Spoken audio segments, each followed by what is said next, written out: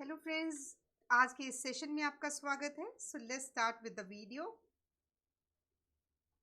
A took 15 seconds to cross a rectangular field diagonally, walking at the rate of 52 meter per minute, and B took the same time to cross the same field along its sides, walking at the rate of 68 meter per minute. The area of the field is। यहाँ दो लोगों को compare किया गया है। एक person ए है जो रेक्टेंगुलर फील्ड में से डायगोनली मूव करता है, यानी कि अगर एक ये रेक्टेंगुलर है तो जो पर्सन ए है वो डायगनली मूव कर रहा है at the rate of 52 metre per minute, यानी कि उसकी स्पीड गिवन है 52 metre per minute. And B took the same time to cross the same field along its sides walking at the rate of 68 metre per minute. What is the area of the field means area of the field को calculate करना है। सो ए की बात की जाए तो यहाँ से मैंने डायगनल की लेंथ को कैलकुलेट किया। सो इसको कैसे किया जाएगा, लेंथ ऑफ डायगोनल को मैंने कैलकुलेट करना है। लेंथ ऑफ डायगोनल इज, यहाँ पर मैंने speed is equal to distance upon time का फॉर्मूला लगाया। Speed is equal to distance upon time, तो यहाँ से जो डिस्टेंस होगी वो क्या होगा, स्पीड मल्टीप्लाई बाय टाइम। यहाँ स्पीड दी है 52 मीटर पर मिनट और टाइम दिया है 15 सेकेंड्स का। 15 सेकेंड को मैंने 60 के साथ डिवाइड करके इसको मिनट्स में कन्वर्ट कर लिया। यहाँ से जो रिज़ल्ट आएगा वो आएगा 13 मिनट्स का रिज़ल्ट आ गया। अब मैंने क्या किया, दूसरा केस कंसीडर किया। बी के बारे में बात की जाएगी तो बी है वो क्या है, वो भी सेम डिस्टेंस को कवर कर रहा है along its sides walking at the rate of 68 metre per minute. यहाँ पर उसकी स्पीड गिवन है 68 मीटर पर मिनट के हिसाब से, यानी कि sum of length and breadth is, फिर से फॉर्मूला लगाया, speed is equal to distance upon time. 68 multiply by 15 upon 60,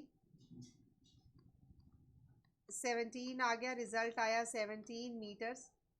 सो यहाँ से जो लेंथ ऑफ डायगोनल है, अगर यहाँ से ये ट्राइंगल कंसिडर किया जाए, length of diagonal means Pythagoras theorem का यूज़ किया गया, means L square plus B square is equal to, ये डायगोनल है, ये एल है और ये बी है, means root L square plus B square is equal to 13। दोनों साइड स्केयर किया गया, स्केयरिंग बोथ साइड्स, तो L square plus B square is equal to 169। ये इक्वेशन नंबर 1 आ गई। दूसरा लेंथ एंड ब्रेड्थ, यानी कि एल प्लस बी, इनका सम दिया है 17। अब मैंने एरिया को कैलकुलेट करना है।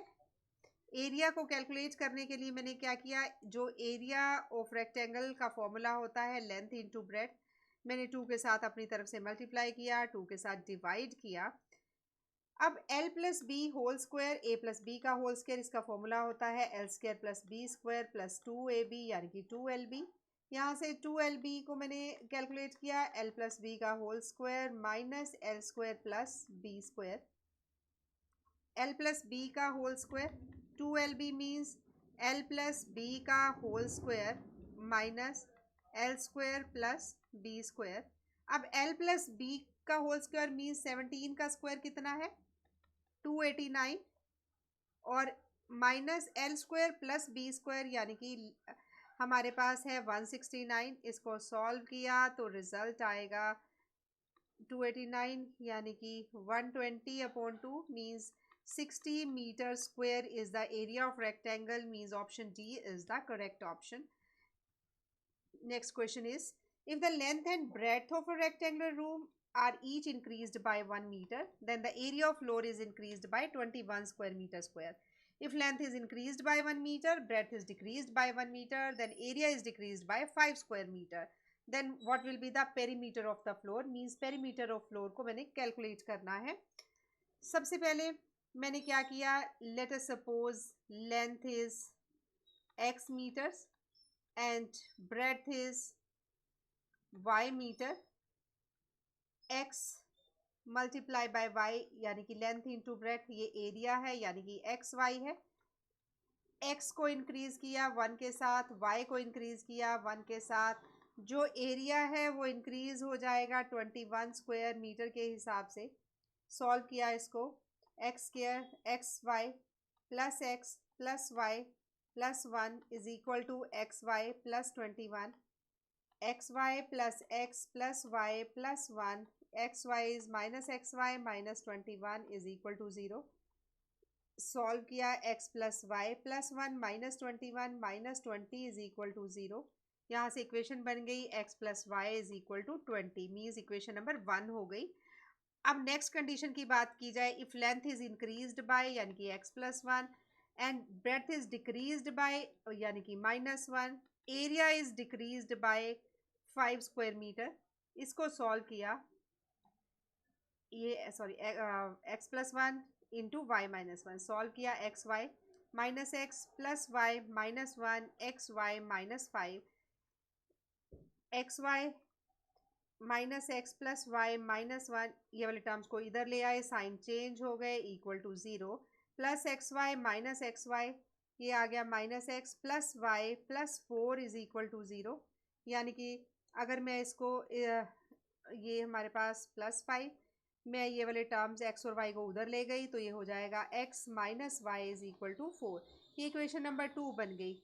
मैंने अब इक्वेशन नंबर 1 और 2 को सॉल्व किया, यानी कि दोनों को ऐड किया, x plus Y is 20, X minus Y is equal to 4, add करने पर plus Y minus Y cancel हो गए, एक्स प्लस एक्स 2x आ गया, 20 और 4 24, यहाँ से x की वैल्यू आ गई है 12, x की वैल्यू आई है 12 मीटर्स।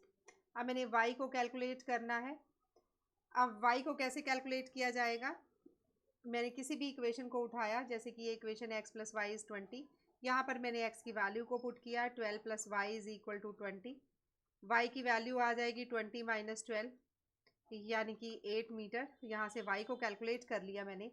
अब पेरीमीटर का फॉर्मूला होता है 2 इंटू एल प्लस बी, यानी कि 2 इंटू 12 प्लस 8, यानी कि 12 प्लस 8 20 इंटू 2 40 मीटर्स। पेरीमीटर को कैलकुलेट किया, रिजल्ट आया 40 metre, means option D is the correct option.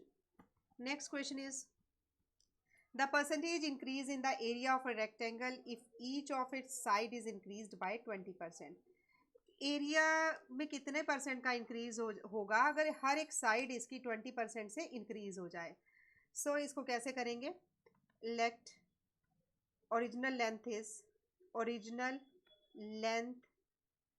is x meters and original breadth is y meter, area is xy meter square। अब न्यू लेंथ का मतलब 20% increase means 120 upon 100 x metre. Solve किया, 6/5x। Similarly breadth को calculate किया, breadth में भी 20% का increase है, यहाँ पर आ गया y, यानी कि 6/5 मीटर्स। ये हमारी लेंथ आई है और ये हमारी ब्रेड्थ आई है। तो जो इसमें अब मैंने क्या करना है, नए एरिया को कैलकुलेट किया, new area is length into breadth, यानी कि 6/5x मल्टीप्लाई 6/5y, जिसको लिखा जा सकता है 36/25x इंटू वाई। ठीक है जी। और उसके बाद क्या होगा, कितना इंक्रीज हुआ, जो पहले वाला एरिया था वो क्या था, एक्स वाई था, और जो नया एरिया है वो 36/25 है। तो इन दोनों का डिफरेंस कितना आया, नए और पुराने का डिफरेंस कितना आया, 36/25 X Y minus x Y. इसका एलसीएम लिया तो कैलकुलेट करके आया 11/25 एक्स वाई। ये डिफरेंस आया नए और पुराने के एरिया में, यानी इतना एरिया इंक्रीज हुआ है। अब इसकी परसेंटेज निकालनी है, परसेंटेज का सिंपल फॉर्मूला लगाया, यानी कि ये हमारा difference 11/25 into x y divided by जो हमारा ओरिजिनल एरिया था वो क्या था, एक्स वाई, 1/एक्स वाई मल्टीप्लाई बाय 100, परसेंटेज के लिए 100 लगाया, एक्स वाई के साथ हमारा एक्स वाई कट गया, 25 4 ज़ा हमारे पास आया 11 इंटू 4, यानी कि 44% एरिया इंक्रीज हुआ जब इसकी साइड्स और दोनों साइड्स यानी लेंथ और ब्रेड्थ को इंक्रीज कर दिया गया 20% से, means option C is the correct option. Next question is a rectangle has width A and length B, यानी कि यहाँ पर विड्थ और लेंथ दी हुई है, यानी कि लेंथ और ब्रेड्थ दी हुई है. If the width is decreased by 20% and length is increased by 10%, then what is the area of new rectangle in the percentage compared to AB? तो जो नया एरिया होगा वो कितने परसेंट का उसमें फ़र्क पड़ेगा, यानी कि वो डिक्रीज़ होगा या इंक्रीज़ होगा, ये हमें फाइंड आउट करना है. सो इसके लिए क्या करेंगे, एज़ यूजुअल जैसे कि हमने पिछले क्वेश्चन में किया, इसमें से क्या है, विड्थ को डिक्रीज़ किया गया है 20% और लेंथ को क्या किया गया है, इंक्रीज. सो इंक्रीज लेंथ क्या होगी, सेम जैसे कि पीछे वाला क्वेश्चन किया गया है. तो इसमें ओरिजिनल लेंथ इज x और ब्रेड्थ इज y. 2020 अब लेंथ को इंक्रीज किया गया 10%, तो न्यू लेंथ क्या होगी, न्यू लेंथ होगी 110x डिवाइडेड बाय 100.